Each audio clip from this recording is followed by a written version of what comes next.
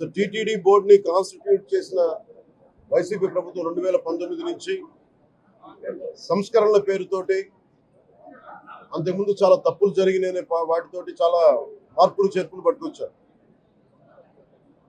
స్వామివారి పూజా విధానాలు మార్చేశారు. శ్రీవాణి ట్రస్ట్ అని పేరు పెట్టి దాని మీద 10,000 రూపాయలు టికెట్ పెట్టారు ఒక్కొక్క వ్యక్తికి.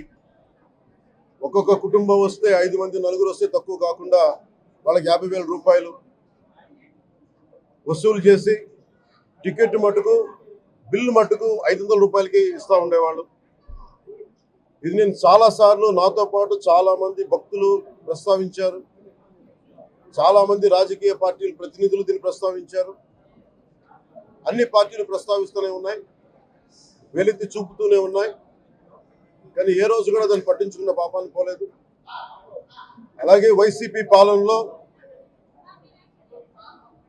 అఫీషియల్ గా ఆన్ రికార్డ్ 219 గుడుల్ని అపవిత్రం చేశారు. విగ్రహాలని విధ్వంసం కావచ్చు, రథాలు తగలబెట్టడం కావచ్చు, అలాగే 300 పైచిలకు మన దేవాలయాలను అపవిత్రం చేశారు. ఇన్ని జరిగినా కానీ ఎప్పుడు నేను గుంతెత్తుతూనే ఉన్నాను. ఆ రోజు రామతీర్థం సమయంలో కూడా రాముల వారి విగ్రహాన్ని తల నరికేస్తే అర్చకులు దాన్ని రాముల వారి విగ్రహాన్ని ఇలా పట్టుకొని ఆయన బాధపడుతూ ఉంటే ఆ రోజు కూడా నేను తెలియజేశాను. ఆ రోజు కూడా అందరూ ఏకం కావాలి. ఎవరి మతమైనా కావచ్చు, ఎవరి ప్రార్థనా మందిరాలు కావచ్చు, దేవాలయం కావచ్చు, మస్జిద్ కావచ్చు, చర్చి కావచ్చు, కానీ వారి మనోభావాలకి దెబ్బతినేలాగా దాడులు జరిగితే బయటికి రావాలి అని అందరూ నేను కోరుకుంటే ఆ రోజున చిలకలూరుపేట నుంచి ఉండే ముస్లిం సమాజ సోదరులు కూడా బయటకు వచ్చి ఆ రోజున మద్దతు తెలియజేశారు. ఇది ఏ ధర్మానికి సంబంధించిన అందరూ రావాలని ఒక పిలుపునిస్తూ ఆ రోజు కూడా వచ్చారు. కావాలంటే అది ఒకసారి మీరు ట్విట్టర్ టైం లైన్లో ఉంటుంది, అది కూడా మీరు చూసుకోవచ్చు. కానీ ఈ రోజున మేము ముందు నుంచి తెలియజేస్తూనే ఉన్నాం. చాలా అవకతవకలు జరుగుతూ ఉన్నాయి, ప్రసాదాలు కల్తీ జరుగుతూ ఉన్నాయి, సరిగ్గా లేవు, ప్రసాదం నాణ్యత పోయింది, డబ్బులు కలెక్ట్ చేస్తున్నారు, రిసిప్ట్లు ఇవ్వట్లేదు. అసలు టీటీడీ మీద కూడా వైట్ పేపర్ రావాల్సిన అవసరం ఉంది. ఇవన్నీ కూడా మేము చాలాసార్లు అనుకుంటా ఉన్నాం. కానీ ఈ స్థాయిలో కల్తీ జరుగుద్దని, కల్తీ ఉంటుంది, ఫుడ్ అడల్ట్రేషన్ ఉంటుంది, చేసే తిండిలో కల్తీ ఉంటుంది, అన్ని దేవాలయాల్లో కూడా ప్రమాణాలు పాటిస్తున్నారా లేదా అన్న చర్చ బయటకు వచ్చింది ఈరోజు. ముఖ్యంగా తిరుపతి లడ్డు ప్రసాదాన్ని శ్రీవారి మహాప్రసాదానికి సంబంధించి ఇది మీకు ప్రత్యేకించి నేను చదివి వినిపిస్తాను మీకు.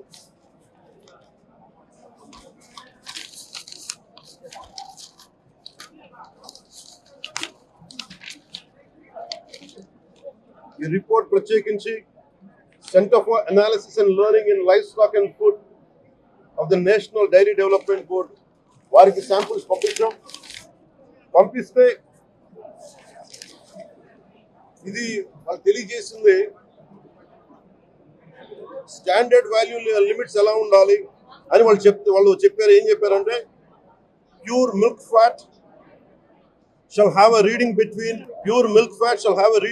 95.68 to 104.32, but all the ghee samples had values around 20, which means the ghee is highly adulterated. And subsequent table lo సహజంగా నెయ్యిలో స్వామివారికి సహజంగా నెయ్యిలో కల్తీ వ్యాపారులు కల్తీ చేసేది ప్లాంట్ బేస్డ్ కల్తీ జరుగుతూ ఉంటుంది. అదే తప్పు. అలాంటిది దీంట్లో ప్రత్యేకించి తెలియజేస్తుంది సోయాబీన్ ఉంది, sunflower, olive oil, rapeseed, linseed, wheat germ, maize germ, cottonseed, coconut, palm ఆయిల్తో పాటు fish oil, beef tallow, lard. Fish oil మీకు తెలిసిందే, చేప నుంచి ఎక్స్ట్రాక్ట్ చేసిన నూనె. బీఫ్ టాలో అంటే మనకి పశువు సంబంధించిన కొవ్వు. అలాగే లాడ్ అంటే మనకి మన పందికి సంబంధించిన కొవ్వుని, ఇవి ఎక్కువ ఉన్నాయి. ఈ కారణం ఏంటంటే శతాబ్దాలుగా పోరాటం చేస్తున్నారు రామజన్మ అయోధ్య రామ మందిరం కోసం. దానికి కూడా వీళ్ళు 1,00,000 లక్ష లడ్లు ఇలా బీఫ్ తోటి, పిగ్ ఫ్యాట్ తోటి, ఫిష్ ఆయిల్ తోటి కలిపిన లక్ష లడ్లు కొన్ని దశాబ్దాలుగా శతాబ్దాలుగా అయోధ్య రామ మందిరం కావాలి చాలా ప్రతిష్టాత్మకంగా తీసుకుంటే దానికి కూడా తిరుపతి లడ్లు వెళ్ళి, టీటీడీ లడ్లు వెళ్ళి, ఇది దేశం అంతా దీన్ని కదిలిపోయింది. ఈ రోజున ఇలాంటి అపవిత్రం జరిగింది. దీని గురించి ప్రస్తావిస్తే రిపోర్ట్లు బయటకు వస్తాయి.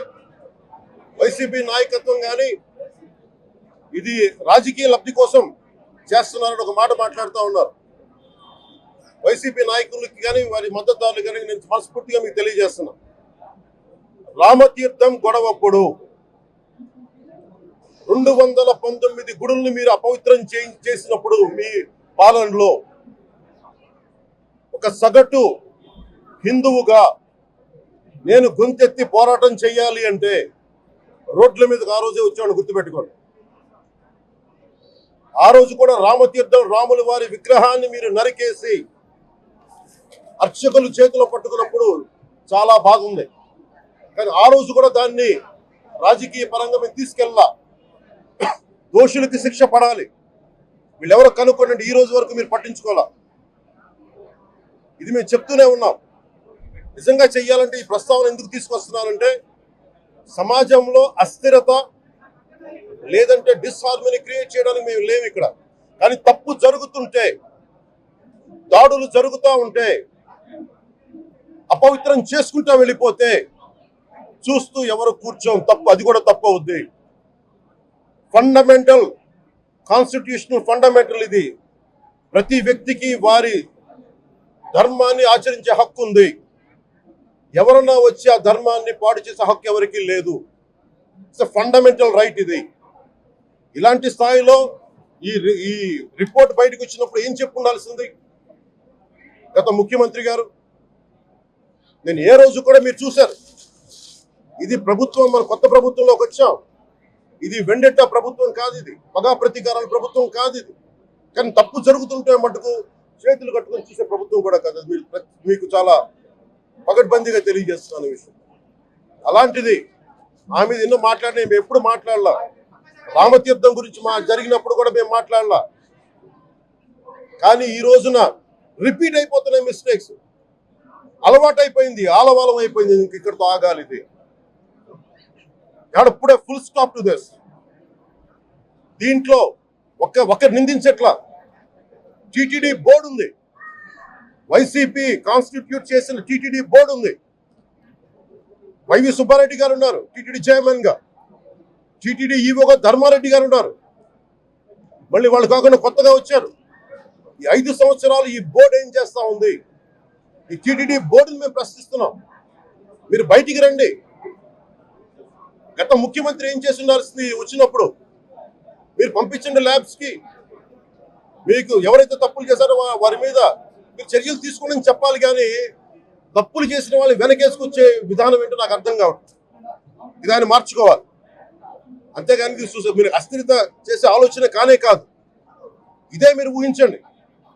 ఇంకా ఏ ధర్మం మీదైనా సరే ఇలాంటి అపవిత్రం ఒక చర్చి మీద జరిగిన, ఒక మస్జిద్ మీద జరిగిన దేశం అల్లకల్లోలం చేసేస్తారు. ప్రపంచం అంతా మాట్లాడతారు, గ్లోబల్ న్యూస్ అయిపోద్ది. కానీ దేశంలో కోట్లాది మంది హిందువులు అపవిత్రమైతే, ఈ ప్రసాదం అపవిత్రమైతే ఒక్కరు కూడా మాట్లాడకూడదు. ఇది సెక్యులర్ వ్యవస్థకు విఘాతం అంటే హిందువులకి మనోభావాలు ఉండవా? ఇది ఒక్కరు నిందించట్లా. అసలు మీరు ప్రస్తావన చేయకూడదు, ఇది తప్పు, ఇది మాట్లాడకూడదు అంటే ఎట్లా? ఇదే వేరే మతానికి మీరు అన్వయిస్తారా? నేను అన్ని మతాలని సమానంగా గౌరవించేవాడిని, ఇస్లాంని గౌరవించేవాడిని, క్రిస్టియానిటీని గౌరవించేవాళ్ళం. మేమందరం సనాతన ధర్మం అని మొత్తుకుంటున్నాం. దేనికి సనాతన ధర్మం అంటే? సనాతన ధర్మానికి ఒకరు ప్రారంభించింది కాదు. ఇది ఒక వ్యక్తో, ఒక కూర్చోబెట్టి ఒకరు స్టార్ట్ చేసింది కాదు ఇది. కొన్ని వేలాది సంవత్సరాలుగా అన్ని మతాలని అన్ని విశ్వాసాలని అలింగనం చేసుకున్న నేల ఇది. అలాంటి విశ్వాసాలకి దగ్గర తీసుకున్న ఈ నేల మీద ఇలాంటి అపవిత్రం జరిగితే, రిపీటెడ్గా జరిగితే, ఒకసారి కాదు 2 సార్లు కాదు, రిపీటెడ్గా జరిగితే ఇప్పుడు కూడా మాట్లాడకూడదంటే అది తప్పు చేసిన వాళ్ళం అవుతాం మేము.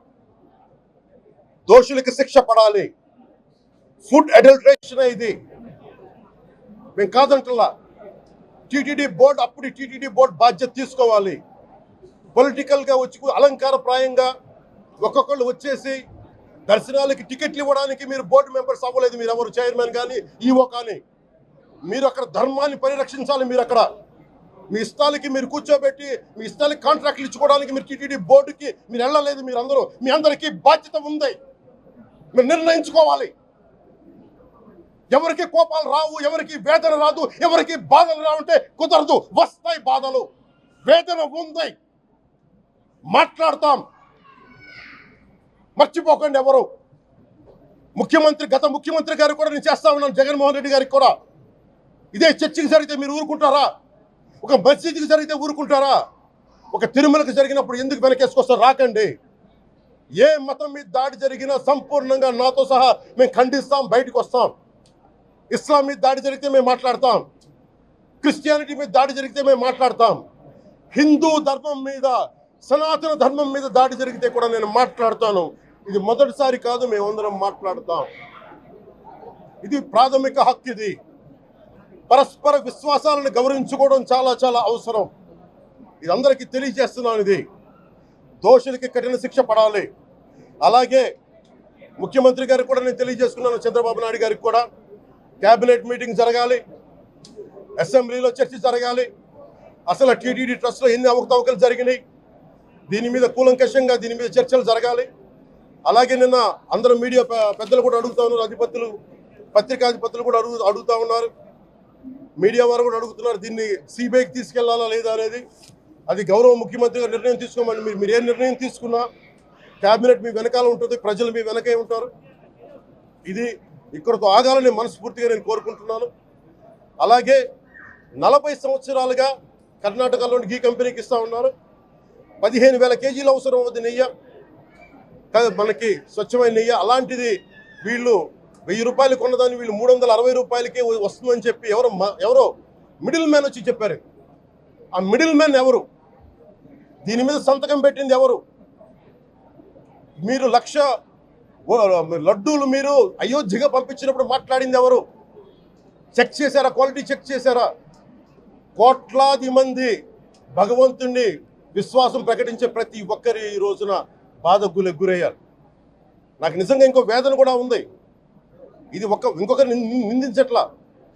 తిరుమలలో ఉండే ఇంతమంది సేవ చేసుకునే వ్యక్తులు కానీ మీరందరూ హిందువులే కదా. మీరందరూ టీటీడీలో ఉండే వందలాది మంది ఎంప్లాయీలు, మీకు ఉద్యోగులు, వేలాది మంది ఉద్యోగులు, మీరందరూ ఏం చేస్తున్నారు?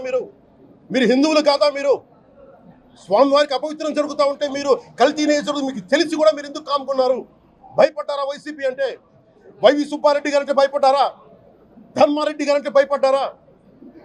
ఏ స్వామి అయితే మీకు ఆశ్రయం ఇచ్చారో ఆ స్వామికి అపవిత్రం జరుగుతూ ఉంటే మీరందరూ కామ్గా కూర్చునే మీకు ఎలా వచ్చింది? మీకు ఇది నేను సాటి హిందువులను కూడా నేను ప్రశ్నిస్తున్నాను. మీరు కూడా తప్పు చేశారు దీంట్లో. ఇది ముందుగా ప్రతి హిందువు గౌరవించాల్సింది. దీన్ని మీ మతాన్ని మీరు గౌరవించుకోండి ఫస్ట్. ప్రతి హిందువు నేర్చుకోవాలి. ఇది ప్రతి హిందువు ఆత్మ పరిశీలన చేసుకోవాలి. మీరు బయటికి రావాలి. తప్పు జరుగుతూ ఉంటే కూర్చొని చేతులు కట్టుకొని మనకెందుకులే అంటే ఇలాగే ఉంటాయి. ఇది మారాలి. ఇది అందుకు నేను కూడా దీంట్లో భాగమే. కాబట్టి నిజంగా నాకు ఇన్ని సమస్యలు చెప్పారు ఇన్ని సంవత్సరాలుగా. వైసీపీ మీద పోరాటాలు చేస్తున్న, రోడ్లు బాగలేదంటే మాట్లాడాం, రైతుకి సమస్యలు వస్తే మాట్లాడాం, గుడులు అపవిత్రం చేస్తుంటే మాట్లాడాం. కానీ ఏ ఒక్కరు కూడా బలంగా కూర్చొని టీటీడీ ఉద్యోగులు ఎవరైనా సరే ఇలా జరుగుతుంది అని తెలిసి కూడా కామ్కున్నారంటే మీరు మహా అపరాధం చేశారు. ఆ మహా అపరాధానికి నేను కూడా నాకు సంబంధం లేకపోయినా ఈరోజు నేను ప్రాయశ్చిత దీక్ష మొదలుపెట్టాను. ఈరోజు 11 రోజులు స్వామివారికి నేను క్షమాపణలు కోరుకుంటూ దీక్ష తీసుకుంటున్నాను. ఇది మారాలి, భవిష్యత్తులో ఉండకూడదు అని కోరుకుంటూ సెలవు తీసుకున్నాను. నమో వెంకటేశ్వర.